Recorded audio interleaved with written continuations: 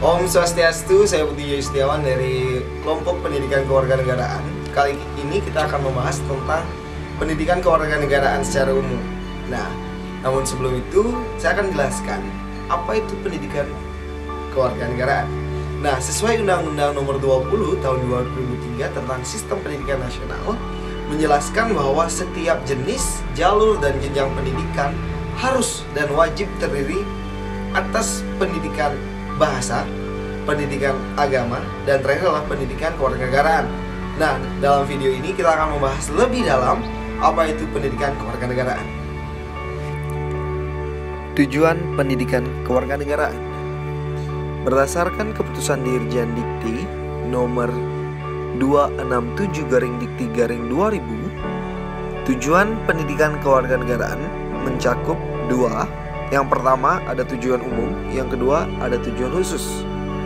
Tujuan umum untuk memberikan pengetahuan dan kemampuan dasar kepada mahasiswa mengenai hubungan antara warga negara dengan negara serta PPBN agar menjadi warga negara yang diandalkan oleh bangsa dan negara. Yang kedua, tujuan khusus agar mahasiswa dapat memahami dan melaksanakan hak dan kewajiban secara santun, jujur, dan demokratis serta ikhlas sebagai WNI terdidik dan bertanggung jawab.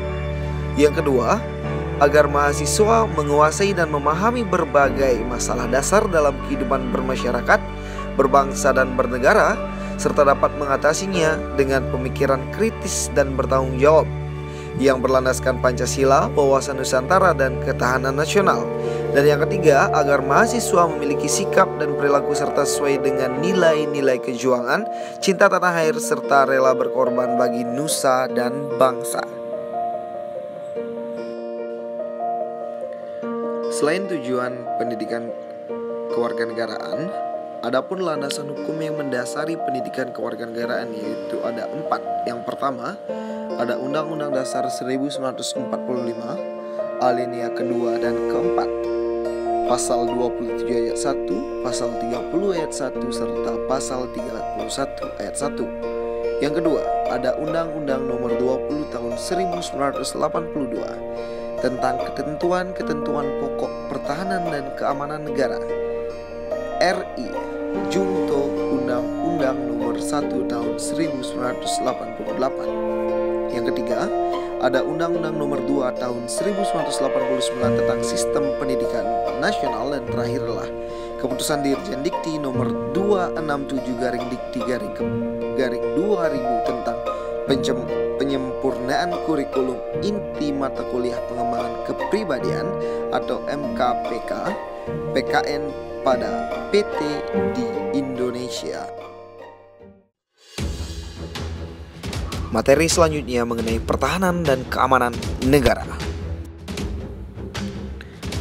Pertahanan dan keamanan negara diatur pada Undang-Undang Dasar 1945 Pasal 30 ayat 1 hingga ayat 5, di mana pada ayat-ayat tersebut dijelaskan bahwa Tentara Nasional Indonesia terdiri atas angkatan darat, laut, dan udara sebagai alat negara, bertugas mempertahankan, melindungi, dan memelihara keutuhan serta kedaulatan negara, dan dibantu oleh Kepolisian Negara Republik Indonesia sebagai alat negara yang menjaga keamanan dan ketertiban masyarakat, bertugas melindungi, mengayomi, dan melayani masyarakat serta menegakkan hukum.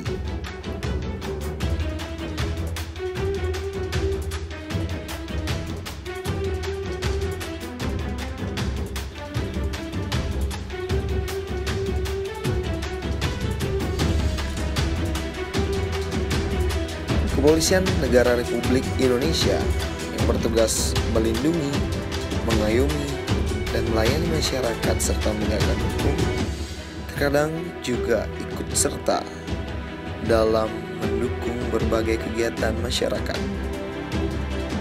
Selain itu, salah satu contoh Polri yaitu ikut serta dalam membantu kegiatan masyarakat, membantu perekonomian rakyat. Promotor salah satu jargon kepolisian Republik Indonesia, yaitu profesional, modern, dan terpercaya dalam melaksanakan segala tugasnya. Selain itu, dalam undang-undang ini juga dijelaskan bahwa susunan dan kedudukan Tentara Nasional Republik Indonesia dengan Kepolisian Negara Republik Indonesia, hubungan kewenangan Tentara Nasional Republik Indonesia dan Kepolisian Republik Indonesia di dalam menjalankan tugasnya, syarat-syarat keikutsertaan warga negara dalam usaha pertahanan dan keamanan.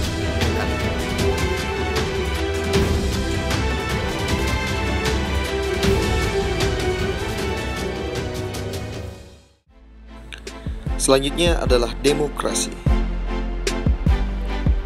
Mempelajari tentang demokrasi tidak hanya tentang teori, tetapi bagaimana kita mengimplementasikan dalam sebuah aksi, saling membantu, saling menyenangkan hati. Memiliki hak yang sama dalam pemilihan secara umum, begitu pula hak yang sama dalam belajar merupakan salah satu implementasi dari demokrasi.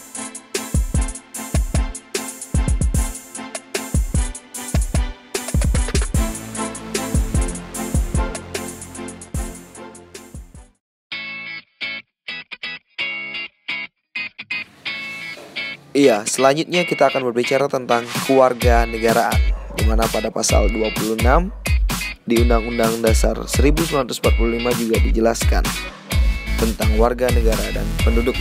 Ius sanguinis adalah keturunan dan ius soli adalah kewarganegaraan. Ya, seperti yang dikatakan tadi, jenis kewarganegaraan ada dua, yaitu ius sanguinis dan ius soli.